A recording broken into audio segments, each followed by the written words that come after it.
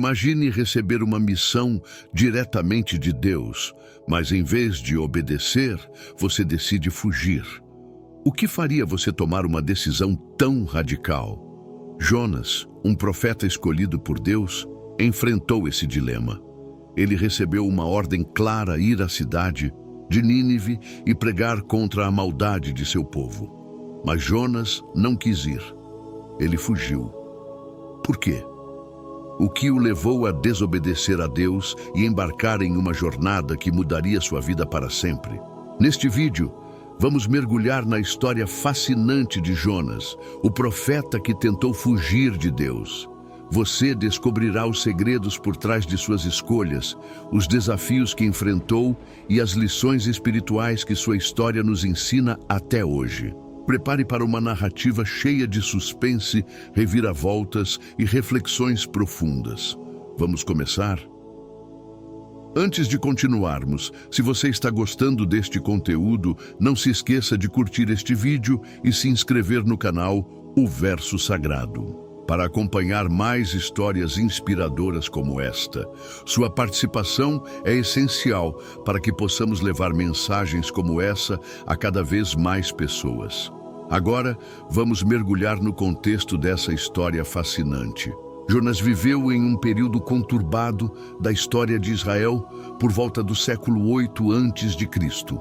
Nínive, a cidade para a qual Deus o enviou, era a capital da Assíria, um império conhecido por sua crueldade e opressão. Os ninivitas eram inimigos declarados de Israel, e a ideia de pregar arrependimento para eles parecia absurda para Jonas. Será que ele temia pela própria vida? Ou será que seu orgulho e preconceito falaram mais alto? A missão de Jonas não era apenas um desafio pessoal, mas também um teste de fé e obediência. Deus queria mostrar que sua misericórdia se estende a todos, mesmo aqueles que parecem indignos. Mas Jonas, em vez de confiar no plano divino, decidiu tomar as rédeas da situação. Ele embarcou em um navio com destino a Tarsis, na direção oposta de Nínive. O que ele não sabia é que não há lugar distante o suficiente para fugir de Deus. Essa decisão marcou o início de uma jornada repleta de perigos, lições e, finalmente, redenção. Mas o que aconteceu quando Jonas tentou escapar? Como Deus reagiu à sua desobediência? E o que podemos aprender com essa história?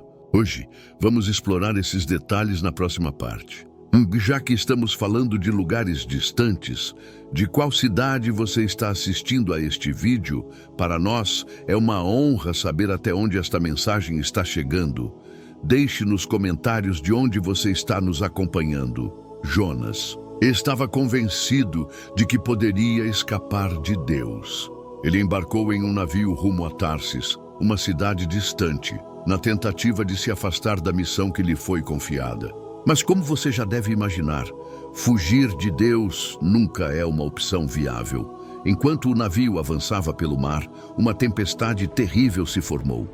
As ondas gigantescas ameaçavam destruir a embarcação e os marinheiros desesperados clamavam aos seus deuses por ajuda. Enquanto isso, Jonas estava no porão do navio, dormindo profundamente.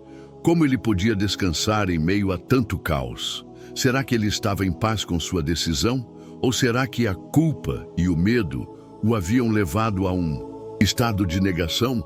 Os marinheiros, percebendo que algo estava muito errado, decidiram lançar sortes para descobrir quem era o responsável por aquela calamidade. E, como você já deve saber, a sorte caiu sobre Jonas. Quando confrontado, Jonas admitiu que estava fugindo de Deus. Ele disse aos marinheiros: "Sou hebreu e temo ao Senhor, o Deus dos céus, que fez o mar e a terra." Ele sabia que a tempestade era um sinal da ira de Deus sobre ele. Mas o que ele não esperava era que sua desobediência colocaria a vida de tantas pessoas em risco.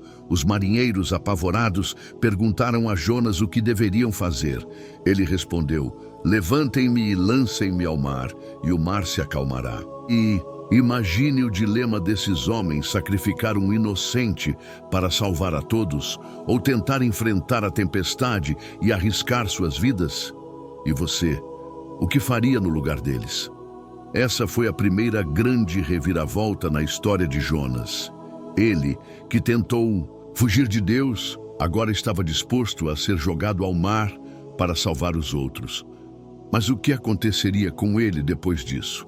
Será que essa seria o fim de sua jornada? Ou será que Deus ainda tinha um plano para Jonas? Os marinheiros, relutantes, mas sem outra opção, levantaram Jonas e o lançaram ao mar. Imediatamente, a tempestade cessou e o mar se acalmou. Os marinheiros, impressionados com o poder do Deus de Jonas, ofereceram sacrifícios e fizeram votos a ele. Mas e Jonas? O que aconteceu com ele após ser lançado ao mar? Aqui chegamos ao momento de maior tensão na história. Jonas foi engolido por um grande peixe. Sim, você não leu errado. Um peixe enorme, enviado por Deus, o engoliu. Imagine a cena: escuridão total, um ambiente úmido e apertado, e o som constante dos órgãos internos do animal. Jonas estava vivo, mas preso em um lugar que parecia ser o fim de sua jornada. Dentro do peixe, Jonas passou 3 dias e 3 noites. Esse período foi crucial para sua transformação. Longe de tudo e de todos, ele finalmente teve tempo para refletir sobre suas ações. Em meio ao desespero, Jonas orou a Deus. Sua oração, registrada no livro de Jonas, capítulo 2, é um dos momentos mais emocionantes da história. Ele clamou: "Na minha angústia clamei ao Senhor, e Ele me respondeu. Do ventre do Sheol gritei, e tu ouviste a minha voz." Jonas reconheceu que havia tentado fugir de Deus, mas agora entendia que não havia lugar onde Ele não estivesse presente. Ele percebeu que sua desobediência o havia levado àquela situação, mas também encontrou esperança na misericórdia divina. O peixe, que parecia ser uma sentença de morte, tornou-se um instrumento de salvação. Esse momento simboliza a ideia de que, mesmo em nossos piores momentos, Deus pode nos resgatar. Jonas estava no fundo do abismo, literalmente, mas foi ali que encontrou a oportunidade de se reconectar com Deus. E você já passou por situações que pareciam ser o fim, mas que no final se tornaram um novo começo? Agora, a grande pergunta é: o que aconteceu quando o peixe finalmente cuspiu Jonas na praia? Como ele reagiu à segunda chance que Deus lhe deu? E o que isso significa para nós hoje? Depois de 3 dias e 3 noites no ventre do grande peixe, Jonas foi vomitado na praia, são e salvo. Imagine o alívio e a gratidão que ele deve ter sentido ao ver a luz do dia novamente. Mas essa não foi apenas uma segunda chance. Para Jonas, foi uma oportunidade de recomeçar e cumprir a missão que Deus lhe havia confiado. Dessa vez, Jonas não hesitou. Ele seguiu direto para Nínive, a cidade que antes parecia tão assustadora. Quando chegou lá, ele pregou uma mensagem poderosa e direta: ainda 40 dias, e Nínive será destruída. A mensagem era clara, e o povo de Nínive, surpreendentemente, respondeu com arrependimento. Do rei ao mais humilde cidadão, todos se voltaram para Deus, jejuaram e se afastaram de suas más ações. Deus, vendo o arrependimento sincero dos ninivitas, decidiu poupar a cidade. Isso deveria ter sido uma vitória para Jonas, certo? Afinal, ele havia cumprido sua missão e visto uma transformação incrível. Mas, para nossa surpresa, Jonas não ficou feliz. Pelo contrário, ele ficou irado. Por quê? Jonas revelou o verdadeiro motivo de sua relutância inicial. Ele sabia que Deus era misericordioso e compassivo e temia que ele perdoasse Nínive. Jonas queria ver a cidade ser destruída, não salva. Ele havia se tornado tão preso às suas próprias ideias de justiça que não conseguia celebrar a misericórdia de Deus. Essa reviravolta nos mostra uma lição profunda. Muitas vezes, nós também podemos nos tornar como Jonas. julgamos os outros, desejamos ver justiça sendo feita do nosso jeito e nos esquecemos de que Deus é misericordioso com todos, inclusive conosco. A história de Jonas nos desafia a refletir. Estamos dispostos a celebrar a graça de Deus, mesmo quando ela é estendida àqueles que consideramos indignos? Jonas, em sua frustração, sentou-se fora da cidade e esperou para ver o que aconteceria. Deus, então, usou uma planta, um verme e um vento quente para ensinar uma última lição ao profeta. Mas o que essa lição final significa? E como podemos aplicar essa história em nossas vidas hoje? A história de Jonas não termina com o arrependimento de Nínive ou com a frustração do profeta. Deus tinha uma última lição para ensinar a Jonas e a nós. Enquanto Jonas estava sentado fora da cidade, aborrecido e abatido, Deus fez crescer uma planta para dar sombra ao profeta.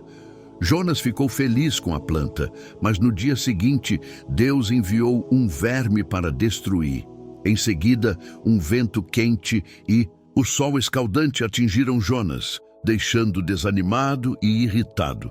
Deus então perguntou a Jonas: "Você tem razão para ficar irado por causa da planta?" Jonas respondeu que sim, que estava irado a ponto de desejar a morte.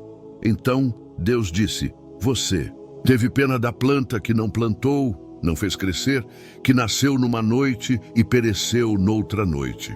Mas não hei de eu ter pena de Nínive, a grande cidade, onde há mais de 120 mil pessoas, que não sabem discernir entre a sua mão direita e a esquerda, e muitos animais." Essa conversa final entre Deus e Jonas revela o coração compassivo de Deus. Ele se importa com todas as suas criaturas, mesmo com aquelas que parecem estar longe dele. A planta que Jonas tanto valorizou era temporária e insignificante em comparação com as vidas em Nínive. Deus queria que Jonas entendesse que sua misericórdia é maior do que nossa compreensão humana de justiça.